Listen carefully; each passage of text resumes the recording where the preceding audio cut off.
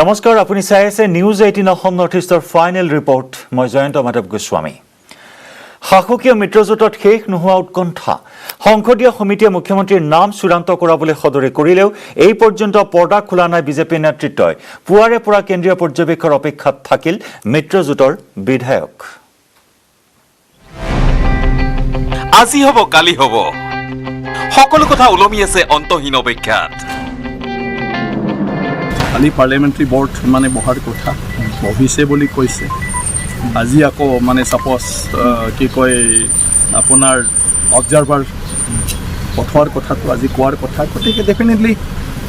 মানে কেই মুহূৰ্তমানৰ পিছত কিবা নহয় কিবা এটা হ'ব সেইদিনাৰ পৰা সেইটো কথাই কৈ আছে কোনেওতো দিন তাৰিখ কোৱা নাই নহয়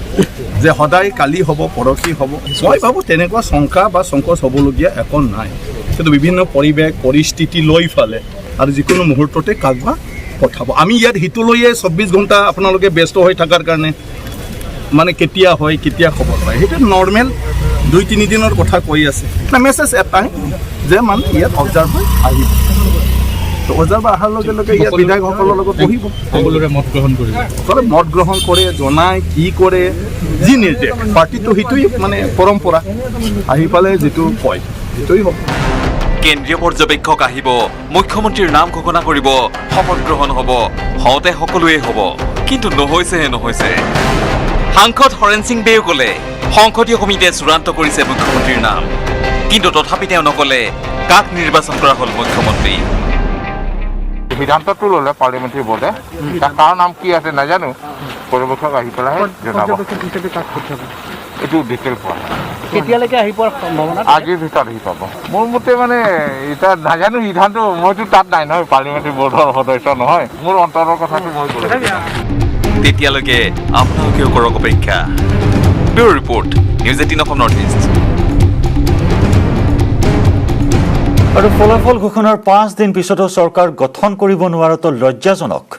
মন্ত্ৰীসভা গঠনত বিলম্বক লৈ বিৰোধীৰ একেমুখে ধিক্কাৰ সমালোচনা কোভিড পৰিস্থিতিৰ প্ৰতি লক্ষ্য ৰাখি শীঘ্ৰেই চৰকাৰ গঠনৰ দাবী বিৰোধী মহাজোঁটৰ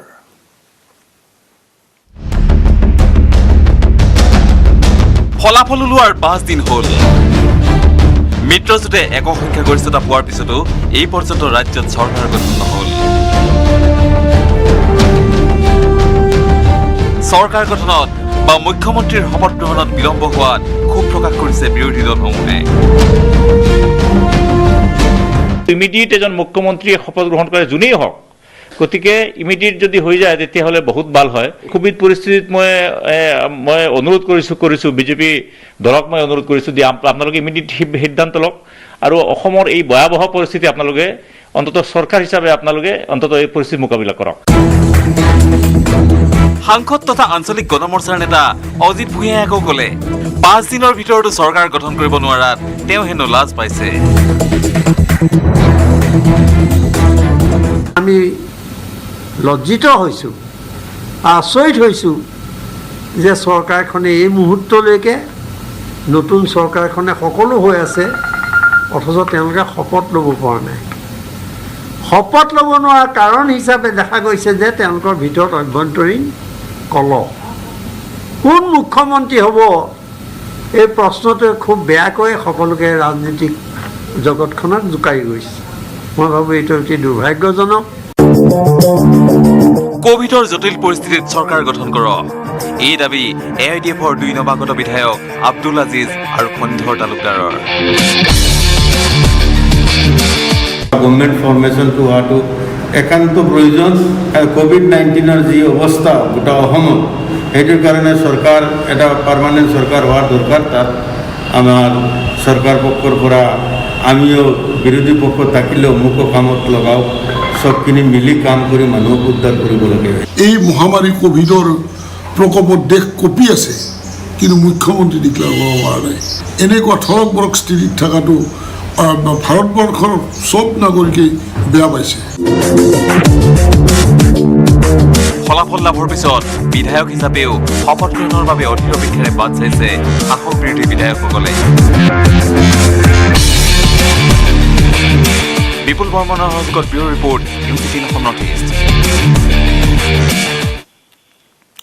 দেশৰ লগতে ৰাজ্যতো ভয়াৱহ হাৰত বৃদ্ধি কৰোনাৰ সংক্ৰমণ শুকুৰবাৰৰ দিনটোত ৰাজ্যত কৰোনাত আক্ৰান্ত হ'ল ৫ সহস্ৰাধিক লোক বিগত ২৪ ঘণ্টাত ৫,৬২৬ জন নতুনকৈ আক্ৰান্ত হৈছে কোভিড-19ত কামৰূপ মহানগৰত এদিনতে সৰ্বাধিক ১,৫৫১ জন আক্ৰান্ত হৈছে কোভিড-19ত শুকুৰবাৰৰ দিনটোত ৪৭ জন আক্ৰান্তৰ মৃত্যু ঘটিছে ৰাজ্যখনত আক্ৰান্তৰ হাৰ ৮.২৪%। এই মুহূৰ্তৰ কোভিড আপডেট আমি জনাইছোঁ সমগ্ৰ দেশৰ লগতে ৰাজ্যতো ভয়াৱহ হাৰত বৃদ্ধি পাইছে কৰোনাৰ সংক্ৰমণ শুকুৰবাৰৰ দিনটোত ৰাজ্যত কৰোনা আক্ৰান্ত হ'ল ৫ সহস্ৰাধিক লোক ২৪ ঘণ্টাত ৫,৬২৬ জন নতুনকৈ আক্ৰান্ত হৈছে কামৰূপ মহানগৰত এদিনতে সৰ্বাধিক ১,৫৫১ জন আক্ৰান্ত হৈছে আৰু শুকুৰবাৰৰ দিনটোত মৃত্যু ঘটিছে ৪৭ জনকৈ কোভিড আক্ৰান্তৰ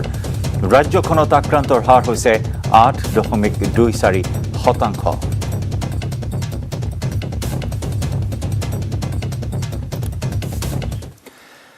আৰু ইয়াৰ মাজতে আমি জনাইছোঁ এক দুখৰ খবৰ কোভিড মহামাৰীয়ে অকালতে কাঢ়ি নিলে নিউজ 18ৰ কৰ্মচাৰী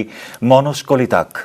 কৰোনাক্ৰান্ত হৈ আমাৰ মাজৰ পৰা বিদায় ল'লে মনোজ কলিতাই GMCHত কৰোনাত আক্ৰান্ত হৈ চিকিৎসাধীন হৈ আছিল নিউজ 18ৰ কৰ্মচাৰী মনোজ কলিতা মনোজলৈ নিউজ 18ৰ তৰফৰ পৰা যাচিছোঁ অশ্ৰু অঞ্জলি নিউজ 18ৰ পৰিয়ালৰ বাবে অতি দুখৰ খবৰ আমি জনাইছোঁ এইখিনি মুহূৰ্তত কোভিড মহামাৰীয়ে অকালতে আমাৰ মাজৰ পৰা কাঢ়ি নিলে নিউজ 18ৰ কৰ্মচাৰী মনোজ কলিতাক মনোজৰ ঘৰ নলবাৰীত বিগত কেইবাদিনো ধৰি GMCHত মৃত্যুৰে যুঁজি অৱশেষত মৃত্যুৰ ওচৰত হাৰ মানিলে মনোজ কলিতাই অতি অমায়িক স্বভাৱৰ মনোজ কলিতাক হেৰুৱাই মৰ্মাহত আজি নিউজ 18 পৰিয়াল কোভিড-19ত আক্ৰান্ত হৈছিল স্বাস্থ্য ক্ৰমাৎ বেয়াৰ পিনে ঢাল খাইছিল ICUত চিকিৎসাধীন হৈ আছিল মনোজ সকলোৱে ভগৱানৰ ওচৰত প্ৰাৰ্থনা জনাইছিল অতি শীঘ্ৰে আৰোগ্য হৈ উভতি আহিব কাৰ্যালয়লৈ মনোজ কিন্তু সেয়া হৈ নুঠিল অৱশেষত আহিল সেই দুঃসংবাদ ভেণ্টিলেশ্যনত ৰখা হৈছিল মনোজ কলিতাক অৱশেষত শেষ নিশ্বাস ত্যাগ কৰিলে আমাৰ সতীৰ্থ মনোজ কলিতাই মনোজৰ ঘৰ নলবাৰীত আৰু মনোজৰ বিয়োগে মৰ্মাহত কৰি তুলিছে পৰিয়ালক লগতে নিউজ 18 অসম নৰ্থ ইষ্টৰ পৰিয়ালক অত্যন্ত অমায়িক স্বভাৱৰ আছিল মনোজ কলিতা সকলোৰে অতি মৰমৰ আছিল নিউজ 18ৰ প্ৰত্যেকগৰাকী কৰ্মচাৰীৰে অতি আপোন আছিল মনোজ কোভিড-19ত আক্ৰান্ত হৈ ক্ৰমাৎ স্বাস্থ্যৰ অৱনতি ঘটিছিল মনোজৰ GMCHত ভৰ্তি কৰোৱা হৈছিল আৰু GMCHৰ ICUত চিকিৎসাধীন হৈ আছিল মনোজ কলিতাই কেইবাদিনো ধৰি মৃত্যুৰে যুঁজি অৱশেষত কাল কৰোনাই প্ৰাণ কাঢ়ি নিলে মনোজ কলিতাৰ মৃত্যুত শোকস্তব্ধ নিউজ 18ৰ সমূহ কৰ্মচাৰী বাকৰুদ্ধ সকলো আৰু অতি অমায়িক মনোজলৈ নিউজ 18ৰ তৰফৰ পৰাও আমি যাচিছোঁ অশ্ৰুসিক্ত অঞ্জলি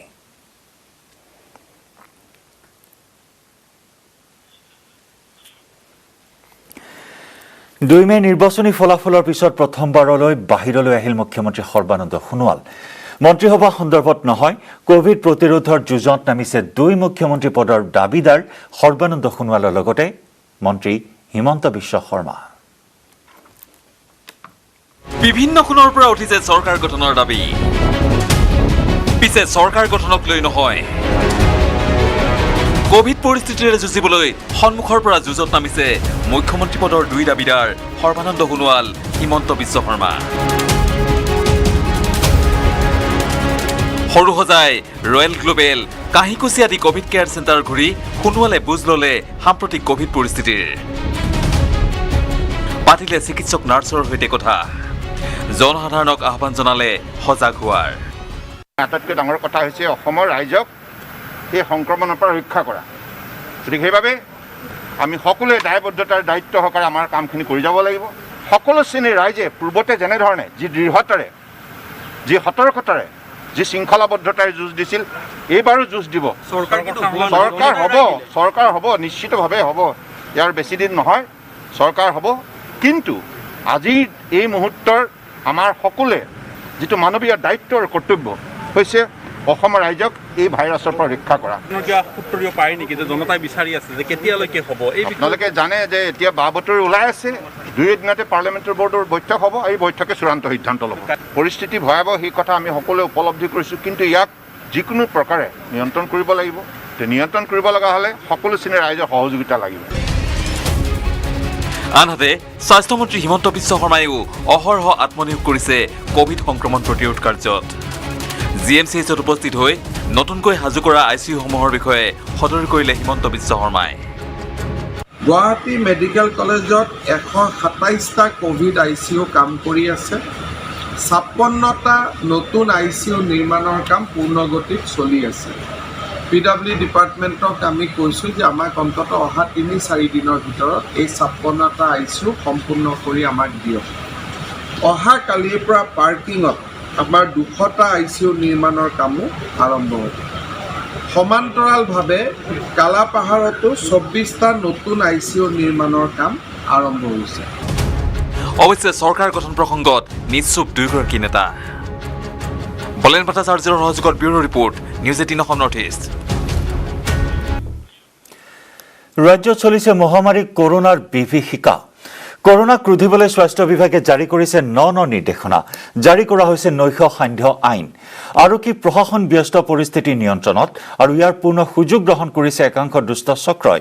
আৰক্ষীৰ ব্যস্ততাৰ সুযোগ লৈ একাংশই চলাইছে ড্ৰাগছ আৰু জাল নোটৰ বেহা। এই ৰিপৰ্ট আগবঢ়াই নিউজ 18 অসম নৰ্থ ইষ্টৰ ফাইনেল ৰিপৰ্টৰ পৰা বিদায় লৈছোঁ। ধন্যবাদ, শুভৰাত্ৰি। ৰাজ্যত চলিছে মহামাৰী কৰোনাৰ বিভীষিকা। কৰোনাক ৰোধিবলৈ স্বাস্থ্য বিভাগে জাৰি কৰিছে 9 নিৰ্দেশনা। জাৰি কৰা হৈছে নৈশ সান্ধ্য আইন। আৰক্ষী প্ৰশাসন ব্যস্ত পৰিস্থিতি নিয়ন্ত্ৰণত আৰু ইয়াৰ পূৰ্ণ সুযোগ গ্ৰহণ কৰিছে একাংশ দুষ্ট চক্ৰই। আৰক্ষীৰ ব্যস্ততাৰ সুযোগ লৈ একাংশই চলাই আহিছে ড্ৰাগছ আৰু জাল নোটৰ বেহা। শেহতীয়াকৈ এই তথ্য পোহৰলৈ আহিছে জাগিৰোডত। গোপন সূত্ৰৰ পম খেদি জাগিৰোড আৰক্ষীয়ে জাল নোট আৰু বৃহৎ পৰিমাণৰ ড্ৰাগছসহ আটক কৰিবলৈ সক্ষম হয় এজন লোকক। আৰক্ষীয়ে জনোৱা মতে পলাশগুৰি গাঁৱৰ মানৱনাথু কাকতি নামৰ এজন যুৱকে বৃহৎ পৰিমাণৰ ড্ৰাগছ আৰু জাল নোট সৰবৰাহ কৰিবলৈ আহিছিল জাগিৰোডত আৰু তাৰ পিছতে আৰক্ষীয়ে চলোৱা অভিযানত আটক হয় যুৱকজন। ঘটনা সন্দৰ্ভত জোৰদাৰ তদন্ত আৰম্ভ কৰিছে জাগিৰোড আৰক্ষীয়ে। যি সময়ত কোভিডৰ আতংকত ত্ৰস্তমান সমগ্ৰ দেশবাসী, তেনে সময়তে একাংশ দুষ্ট চক্ৰই চলোৱা এই অনৈতিক কাৰ্যকলাপে চকু কপালত তুলিছে সচেতন মহলৰ। কণ্টিনিউ চেকিং হৈ আছে, ৰেণ্ডমলি চব গাড়ী চেক কৰা হৈছিলে। চেকিং কৰি থকা অৱস্থাত এখন আমি গাড়ী পাওঁ, এইটো বগা ৰঙৰ গাড়ী এখন আছিলে, মাৰুতি ছুইফ্ট হ'ব চাগে। সেই গাড়ীখনত আমি চেক কৰি চাওঁতে ডিকিত তেওঁলোকৰ এটা টোপোলা আমি পোৱা যায় আৰু সেই টোপোলাটো আমি খুলি চাওঁতে দেখা পালোঁ যে তাতে অলপ কিছু পৰিমাণৰ ছাছপেক্টেড আমি ড্ৰাগছ বুলি সন্দেহ কৰিছিলোঁ আৰু সেইখিনি আমি ৰিকভাৰী কৰোঁ। তাতে অলপ পইচাও পালোঁ। সেই পইচাখিনিৰ পিছত আমি গম পাওঁ যে এইখিনি অলপ জাল নোট। তাতে পইচা আমি ড্ৰাগছ আমি পিছত ৱেইট কৰোঁ, তাতে ৱেইট কৰা হ'ল। তাতে আমি প্ৰায় 80